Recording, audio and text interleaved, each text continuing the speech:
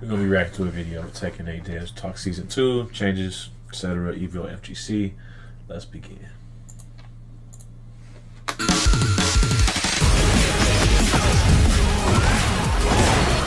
僕はですね、鉄拳8はその鉄拳シリーズを新しくしたいっていうところで、アグレッシブってキーワードを掲げて、その今まで守備的な要素が強かった鉄拳をより攻撃的で、プレイしてても楽しいし、見てる人が楽しくなるようなバトルシステムを目指すっていうところで新しくしようっていうところに関しては、そこはうまくいったとは思ってるんですけど、一方でその攻めが強くて。Okay. So they've already acknowledged that they've went really too far with the game being aggressive, which from my perspective playing it, I said this is like the 3D version of MKX, but almost more aggressive in some aspects. So this is kind of interesting because I've been hearing a lot of debates and talks about how traditionally Tekken was defensive, and maybe I just played the more aggressive versions. I played Tekken 6, Tekken Tag 2, Tekken 5, no, not Tekken 5, skip that one, Tekken 4, Tekken 3.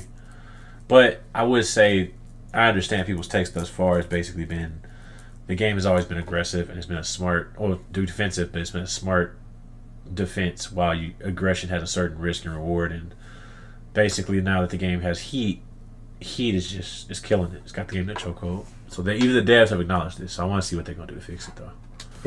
攻めてる側が楽しいゲーム性が強すぎたっていう側面もあって、その部分は結構まだ課題が多いなって感じていて、そのいい面と悪い面両方あるんですけども、そのシステム的な良さが新しく作り直せたってところは一個いい点だと思っているのと、それに伴ってやっぱ攻めが強いゲーム性っていうのは攻めのパターンを覚えると、誰でも楽しく上手くなれるっていう側面があって、新しいプレイヤーが非常に多く鉄拳の8から始めてくれたっていうところが、いろんなイベントでも鉄拳8から始めましたっていう人が多かった。And to piggyback off what he just said, I've always applauded Tekken 8 for having one of the best systems of teaching someone that hasn't been playing the game or took a break playing the game or is completely new to the game, that they not only have a very advanced training mode, but they actually have a really good mini story / teaching you with the punishes of each character and different mechanics, explaining how it works, sidestep, etc. I think to really make this one of the best Tekkens ever, all you really gotta do is just fix the heat system. Like, you have to tone down the aggression to where, okay, yes, aggression is strong, yes, it can do damage, okay, easier combos, whatever. But if you do not have ample consequences for the ample rewards you're receiving, the game's just gonna become mindless. 先日我々が参加したマスターカップでも結構今まで見たことないような、若い人が、多く、大会に参加してくれたっていう点で、そのタイトルとして1年間見た時には、結構、成功した面もありつつも、課題としてシーズン2に持っていく部分もあったなって、収穫は非常にあったと思います。攻めてる側が楽しいゲーム性っていうのは、やっぱりテケンとのアグレッシブっていうゲーム性の軸なので、そこはあまり変えるつもりはないんですけど。So they're not changing the aggressive nature because it's fun to be the aggressor. So what are they going to do? Like, I'm genuinely curious. やっぱり一方でシーズン1は守ってる側が非常に窮屈だったり、ヒートシステムが一方的な試合展開を作りやすかったりして、その駆け引きっていう面においてはちょっと守備的な面のバランスがあまりうまくいってなかったと思っているので、シーズン2においてはその 3D 格闘ゲームの横移動を中心とした守備だった。Okay, so season 2 they're talking about lateral. So I'm assuming, because you got your left and your right lateral limits, which is like your side perspective. Are they actually increasing and strengthening side step? Because that would be huge. That would be extremely huge. I hope that's what he's going for. I'm praying. 攻めを仕掛けられた側が守る時の守りやすさとか、やっぱりヒートシステムは本当に攻めの、起点となって爆発的に攻めが強くなる要素だったので、ある程度、そのプレイヤーだったりキャラクターの勝ち方のセオリーがもう出来上がってしまって、戦略のセオリーだよね、はい、みんながそれをやるのが正解っていうような状態だったので、シーズン2ではそこの幅を、広げるために、例えば、今1個やっていることとして、自分がヒートの時に、地上で相手側にダメージをもらった時、実ダメージの30% が So they're adding the ability to recover about 30% of health from the actual damage inflicted? What? That don't make no sense. 回復可能体力で残るっていう効果を加えています。でそうすることで、ヒート状態を維持して、戦うっていうような戦略が生まれるので、今まではヒートになったら、ヒートスマッシュを打つか、ヒートの固有の強化要素を使って相手を一気に畳みかけるのが正解だったのが、実際ヒートを維持することで Okay, if they're talking about preserving heat, which I really pray this happens, where when someone hits you with heat, it doesn't put you back in heat, and you can actually hold on to your heat gauge to later retaliate later in the fight, that would be a much better comeback mechanic. I'm praying that's how I'm interpreting this correctly, that this is what they're talking about, because, like, recoverable health sounds great, but I'm more interested in you being able to hold your heat and not being forced to be in a scuffle, because that's kind of what Tekken 8's turned into. It's like, bam, bam, boom, we're in a scuffle. He hit me with heat gauge, we're fighting. I have to fight. I cannot play defensive anymore. I literally have to open up. And in some cases with stronger characters, you open up as the equivalent of you dying. So. その地上での駆け引きがよりヒートじゃない相手よりも自分が有利に戦えるっていったような戦略の幅が広がるっていうようなことをやってたりします。あとは、今回から一部のキャラクターでその構えのスタンスを取っている時にヒートバーストとヒートスマッシュっていうものができるようになったんですけども、こうすることで、構えを使った攻めに対して、相手の攻撃を受け止める属性のヒートバーストが打てるっていうような駆け引き。You can use heat burst to stop an opponent's attack by utilizing stances. So this is going to become a stand, step, cancel, stand. This game about to become Tango. Well, hey, I'm just going to have to laugh. I'm hearing some egregious things because if that's the way they're going, I mean, Heihachi and Lydia were kind of like, it seems like the season 1 they were testing all the characters pretty much were stance change characters. From Claudio, not Claudio. Was it Claudio? From the Final Fantasy character to Lydia to Heihachi, they all had stance, explosion. Stance, 50-50. Stance, guard break. Stance.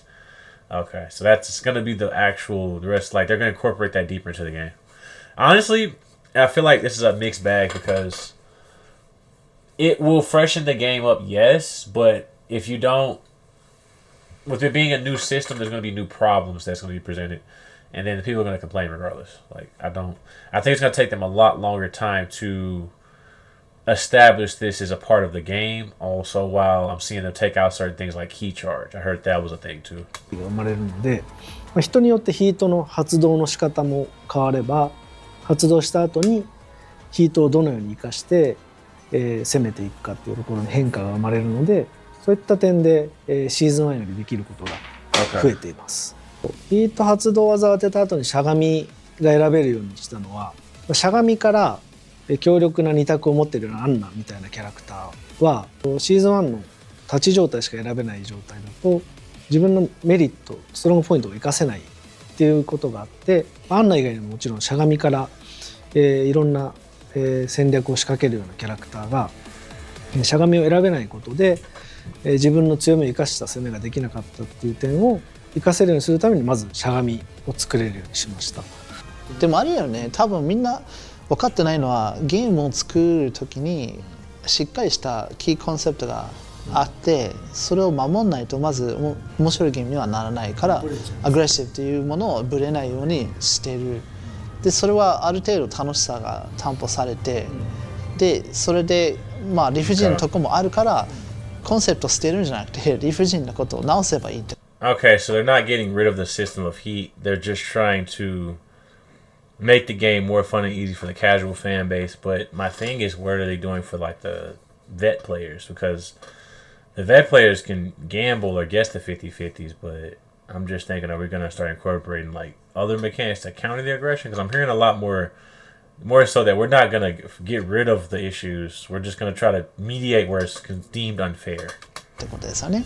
理不尽なところを直したりそれを弱めたりとか、ですかね、緩和したり、だから0-1じゃないんだよね。頻度を減らしたりって本当に0と1だとみんな思い込んでる。 0点いくつだったりとかいいバランスがあるって信じてるんだけど、世の中ってこんなうまいこといかない。どっちか上げたらどっちかこうなるようになってるので、じゃあ両方上がった状態って意外と中途半端なんですよ。そのいいところが逆になくなっちゃったりする。でどっちかを上げたらこうなるわけだから、その反応で見ると鉄拳8のすごく変化したところって意外と変化したことに対しての否定的な意見は割とベテランの方が多いんですよ。長くシリーズをプレイしてる人の方がやっぱそこは意外と不満が多い。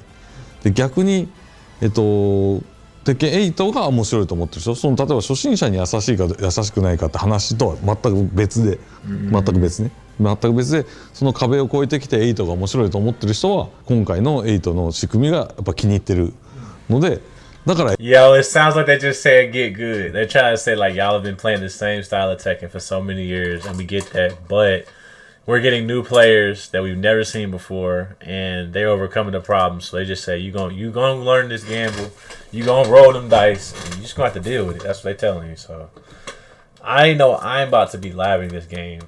They nerfed Jin's down too, so that for me, Jin is back. I'm about to be playing Jin again, along with Steve, but I'm still gonna be playing Jin. Can't wait for that. 8が面白いなって言ってる。でこれをじゃあその駆け引きのバランスっていうのをじゃあもうちょっとベテランの人寄りにしようってやったら、もちろん8が面白いって言ってた人の満足度は下がるわけで、ここは結構トレードオフなので、まあでもそれにしてもちょっとここは極端になってるよねみたいなことをどれぐらいかってちょっと見ながらやってるってところが正直なところなので、あんまりこのどっちっていうか簡単な話じゃないんだよね。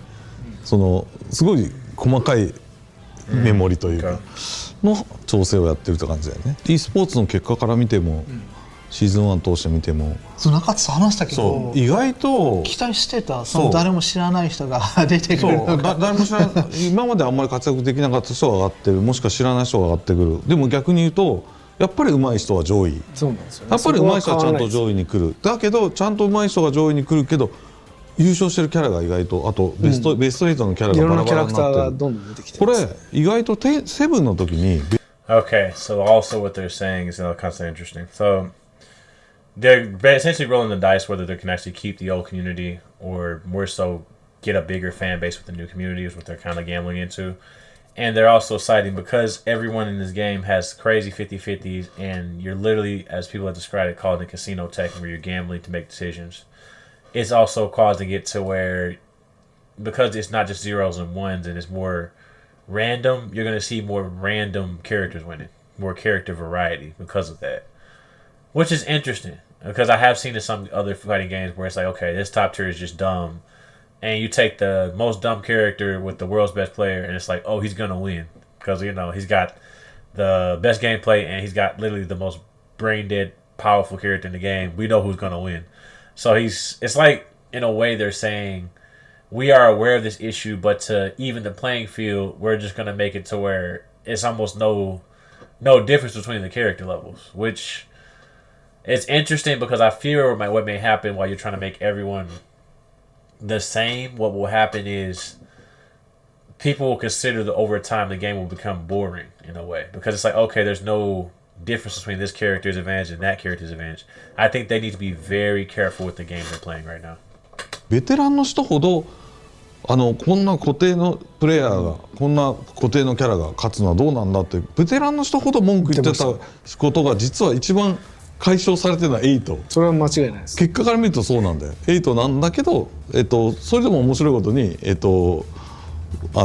ベテランの人ほどこのちょっと新システムが気に入らないって言ってるってこの矛盾が面白いんだよね。だからそれはどっちを立ったらどっちが立たないみたいなやっぱ細かいバランスで成り立ってるのを俺らは割と頑張ってやってるつもりなんだけど、でも e スポーツの結果から見ると結構いい俺らが思い描いた通りにはなってるよね。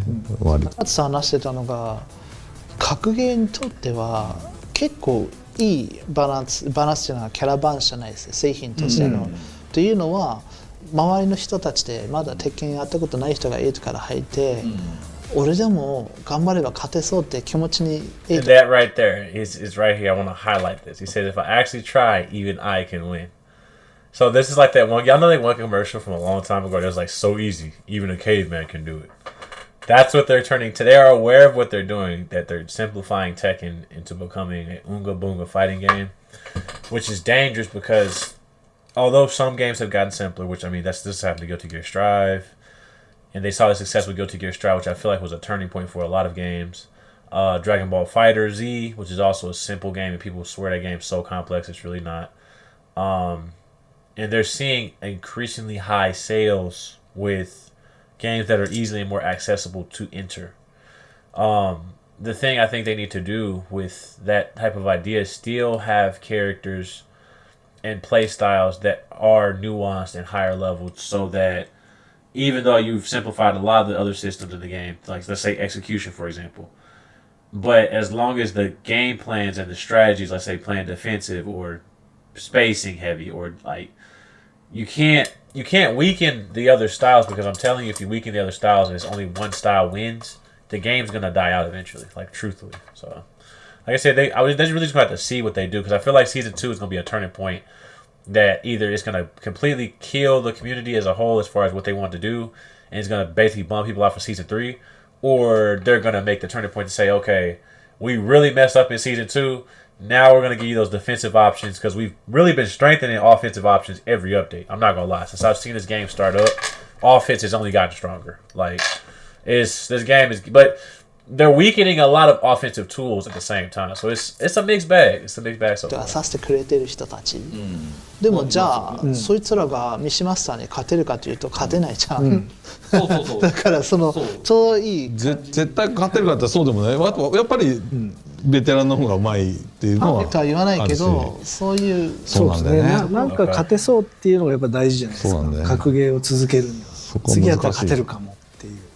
まあやっぱりその移動面を強化するのは、テッケン8のゲーム性でアグレッシブっていうものがあるので、その攻撃に対するやっぱり防御手段として 3D 格闘ゲームはやっぱ横移動によって相手の技を避けるっていうところで、横移動、横歩きですね、横歩きの先行入力ができるってことで相手の攻めに対して避けたりするっていうところで防御面の強化を図っているっていうのが一つと、あとはもう一つは、鉄拳シリーズずっとしゃがんだ状態で手前に横に移動できなかったっていうところで、鉄拳8から始めた多くの、新規のプレイヤーはなぜ横移動があるのにしゃがんだ状態から手前に横移動できないんだって、これ分かりにくい、遊んでいた自分からしてもなんでだろうっていう分かりにくいところを解消したかったところで、防御面の強化っていう点とその新規にとっての分かりにくいっていうところを改善してあげるってところでしゃがみからの横移動ができるようになって、レスポンス。Yo, so they're adding a mechanic in Short and Sweet where you can move while sidestepping. Yo, Steve Maines, we eating good. That's all I can say. We're eating good. That means I'm gonna be a sidestep crouch, then sidestep into my sidestep. Hey, we up. That's all I can say. We about to eat good. It's about to be Thanksgiving very early. Cause what? よくキャラクターを動かせるし、防御面の行動も強化できるっていうところで、そういった変更を加えてる。意図的にじゃなくて、なんかテクニカル面でちょっと難しかったものなんだよね。俺と木本さんがごめんなさいな。ごめんなさいな。本当はそうしたいけど、スクリプト的な感じ昔は難しかったんですよ。エンジニアの協力も必要で時間もかかるから今までやれてない。それをもとにプレイヤーが戦略を。So they're saying that it wasn't that they didn't want to put this into the game. It just simply was like a scripting issue, which is like coding. And like engineering it to work properly. So now they're just going to improve it. So this might be the defensive option we're looking for, truthfully. But I'm going to have to see how it's implemented first before I say that for sure. そうそう、それができ。 Because certain characters like Lars with his heat-seeking moves where there's no sidestepping anything he does, you might want to look at that. I'm telling you right now, you might want to take a look at Lars. I don't know what y'all did to him, but there's no sidestepping him. He's like a cheetah that's been starving in the wild, bro. Once he start running, he ain't finna stop. He finna come get you. 剣というゲームにもう駆け引きになってた。例えば和也のかかと落としで手前いけないからこういうことしようとかそういうことでしょ。っていうのは横に行けるっていう選択肢が増えることで守ってる側も相手の攻めに対してどう今までできなかったことを試すことで、防御面的な強化もされるし、攻める側はそれにじゃあどう対応するかっていうのは新しい駆け引きがだから50-50じゃなくなる場面が多いよね、俺地味に鉄拳トークライブで見せたドラゴノフのあの蹴りの弱体が一番気に入る。あんだけもうね、オンラインの一定のプレイヤー。I love how they brought up Dragunov's drop kick, because I'm not gonna lie, it was such a meme move that everybody from the average Tekken streamer complained about it, to you seeing it in the tournaments, to it was even a joke on Perfect Legend stream. I was watching him play Tekken one time. He was like, "Yeah, I'll just use axe kick every time they try to get up, and if they block, I win." And I was like, "They got it." We were both agreeing they have to adjust that. So, yeah, they gotta fix that. There's no way that was gonna make it past season 2. Like that move it's egregious. It is stupid. Like いやそうはあれしか出してこないから、いや本当あれ一番気に入ってる。これ結構細かいところだね個人的になんかもう被害があったみたいな感じで。いやいっぱい被害あってだよ。だからじゃあそれも言いたかったのが、みんな何でもかんでも俺が決めてると思ってるけど、そんなわけないです。じゃあ原さん、いや違うツイッターだよ。原さんとかね。でもそうじゃなくて、もうチームにね役割がある。で役割のプロジェクトの当初は中津ねアグレッシブのコンセプトを作り出すのはそうだったけど、今の俺の役割は割と結構プレイして、でプレイヤーの気持ちに50-50だな、これはここひどいよ、中津なんとかしてくれとかって結構言ってるじゃない。まあ本当は言ってるよねだから俺PS5 のシーンも両方ファイトパス買って両方完走してて、でそれをもってプレイヤーの一部はこれは感情的、プレイヤーの一部のこういうことを言ってるのは。Okay, so I like what Murray's saying here. Essentially is short and sweet. I'm not completely blind to what players are saying, but I do play the game frequently to see what you all are complaining about and whether y'all are just being salty, or I run into this situation and oh my gosh, this is too much. Even me as a person that not only works on the game but plays the game cannot handle this. We need to go back and, adjust that. I think that's very good, and I think that outside of just Murray, I'm pretty sure maybe they have a team of people that have these testers that actually play the game. I feel like they probably need to make a bigger team, and even I would invite some of the top level players or even commentators to come out and test out certain things. Like have a discussion, or maybe you all start dropping polls about, okay, this character's move is egregious, and then what do you think should be done? That would be huge. Because, I know y'all are really good with color customization and costume character customization. Y'all customization is fire. I will give you no rickums about that. I asked for dreadlocks from Tekken 6. I got dreadlocks from Tekken 6. So, I think the point we need to do now is to start the season, give the patch notes. At the end of the patch notes, then ask, okay, what from the patch notes did y'all like the most? What did y'all not like?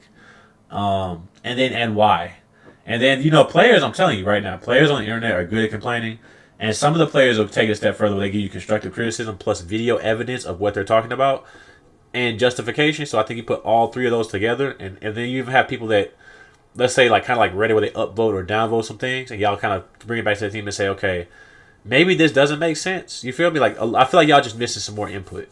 Because ignoring the input is not what y'all want to do. I'm telling you right now, you do not want to ignore the input. Because when players feel unheard, like they don't get what they want, and you're not fixing the issues, on PC especially, they're just going to mod the game the way they want to. We saw this with Sparking Zero. Now they have a thing called Sparking Zero Omega, where they have key sickness. They've got more maps. They've got costume mods. And while, yes, that is a cool thing, it's like, just by listening to the actual gamers and asking what they want, and then, like I said, having an open discussion and even a debate series with maybe talking to some devs and some of the team members, and then y'all go back and say, okay, due to X, Y, and Z, we've seen that this may have been wrong or this way, even if it's not completely perfect, but the players feel heard in that regard, both high level especially, you want to really take them in priority, and beginner and noob, because I know beginner and noob have the sales, they keep the lights on, but do not take it away from your pro players, especially the streamers in particular that stream and play your game on a live stream all day, where they're getting killed by the exact same situation over and over and over, and it's not a skill issue that they don't know that they can't stop it, but the situation lacks what we call counterplay, which means, okay, there's an option select or there's a method to beat this. Not Gens 2 and 4 where it's like, oh, you're gonna have to block this. And once I block this, I'm safe.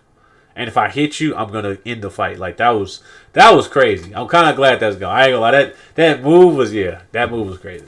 まあ1位でやるのかもなとかそういうところでまあドラゴンオフのあれはその割と細かいところが出てきた。なるほどね、はい、あとはちょっと調整とは違うんですけどシーズン2ってやっぱり初心者だったりもっと見てる人にも分かりやすくしたいっていうところで、鉄拳シリーズで初めてバトル中に何ヒットコンボ Okay, this is something else I've heard people complain about, the combo count, the counter hit and punish.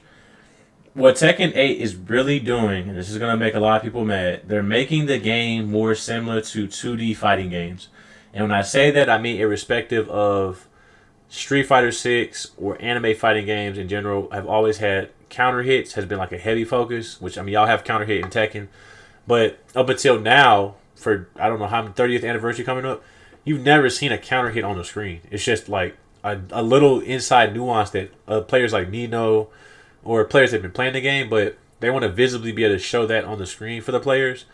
Combo count is just more so bragging rights. You can use combo count for optimization to say I did more hits and got more damage or less hits and more damage. That's cool.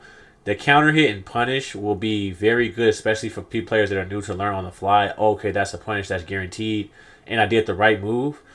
I think what you all need to do is make it to where, as a old player that doesn't want to lose the immersion and they already know, they've labbed every situation, have it where I can turn that off and have it to where the new players can turn it on for themselves. Like, have it be an option, and I don't think it will be an issue with that. I mean, like, I was hearing that was an issue on Twitter as well, so. とかカウンターとかパニッシュとかプラクティスでしか出てなかった。出てないクリーンって表示が出ることで実際見てると今反撃できてたんだとかすごいダメージのコンボ決めてるとかそういう視覚的な変化が初めてバトルに出るようになったので、そこは結構意外と邪魔になるんじゃないかなとか、なんかトーン&マナー的に出ない方がいいかなと思ってたんだけど、いざ出すと出てる方がやっぱり見てて分かりやすいし、自分もプレイしてても今うまくいったっていうのがパニッシュが決まった時とか気持ちいいんで、そういったところは結構気に入った。あれは堅くなにね、Don't you dare. Arada was like, don't you dare put that in. Again, this is the difference between new direction, old direction. Again, to meet both parties' expectation, give an option to put it on my screen and leave it on the opponent's screen, and that way you can see the game that you want to see. Because they went so far as actually putting in a thing where even if you couldn't see certain colors, I could turn that on. But my opponent doesn't need to be able to see that. They may not have the same vision. So same situation here. If I'm already practicing the combos, I know it's a punish, take that off my screen. But for somebody that doesn't know that's a punish or they don't really care about that type of thing, take it off. Like it's very simple here, but に出すなって言ってたんですよ。俺と木本さんが大嫌いだった。そうあえてプラクティスじゃねえな。大嫌いだった。要は数値化すること自体がもうなんていうの難しく見える。いや難しく見えるというか、それが全部それが全てになっちゃうじゃないですか。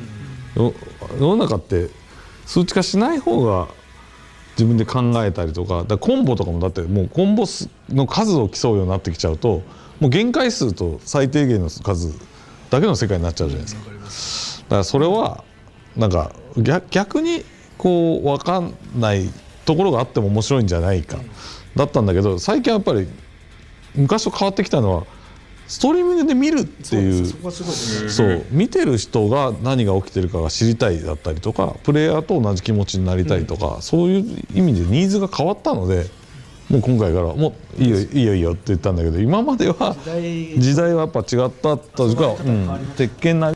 And seeing it from that perspective, I like how he went over that to basically say, I'm looking at this from the streamer's perspective. If somebody just came in your stream and they play other fighting games, which again, Street Fighter 6 has done this, Guilty Gear has done this, BlazBlue has done this, many other fighting games have done this. I'm looking at the perspective, they have no clue what the game is, they've never played it before, but they're seeing something they can relate from one concept to another, and now they can feel like they know what they're talking about, even if they have no idea of what happened. They can start associating a certain series of patterns that makes them want to maybe possibly buy my game or invest in the game further. So I see the marketing aspect. I see the marketing aspect here. あれのアナログな面白さを出したいってなんかちょっと思いが強かったからダメっつってたんだけども今回からねオープンしてるからね、はい、そこ結構大きいですね。1年通して鉄拳実はそのアーケードがなくって家庭用で一斉ローンチしたの鉄拳8が初めて、僕らも大変だったんですけどシーズン1の中で実は本当にシーズン2ぐらいのボリュームの変更をちょっと加えなきゃいけないぐらいの調整をして 1.5 みたいな状態にしたんですよ。それでもまだやっぱりもっとよくしたい部分もあったしユーザーが楽しんでる部分と不満に感じてる部分があってそれは本当チームでみんなで市場の声を拾って本当にパッチノートマイケさんがものすごい数訳してるんですけどシーズン2でやっぱりもっとファンの期待に応えたいってところで、真剣にいろいろ議論してよくしようとしたのでそこはバトルに関しては結構変わってるけど楽しい部分もたくさんあるのでぜひ自分のキャラクターの調整を楽しむのもそうなんですけどバトルのシステム部分の変化だったりとかさっき言ったような UI の視覚的に出る情報の変化も含めてまた新しく楽しめるようにできてるんで細かい部分も含めて。 All right, that being said, my final thoughts are I'm going to actually wait until the patch notes drop officially and test them out myself rather than be like, oh my god, Tekken 8's gone. It's over, brothers. Like, no, I'm a Tekken fan. Been playing this stuff since Tekken 3. We'll always love Tekken. So we're just going to have to see what they're talking about when the game drops. Let me know what y'all think down in the comments below. Till next time, been MaskofTiers. Peace.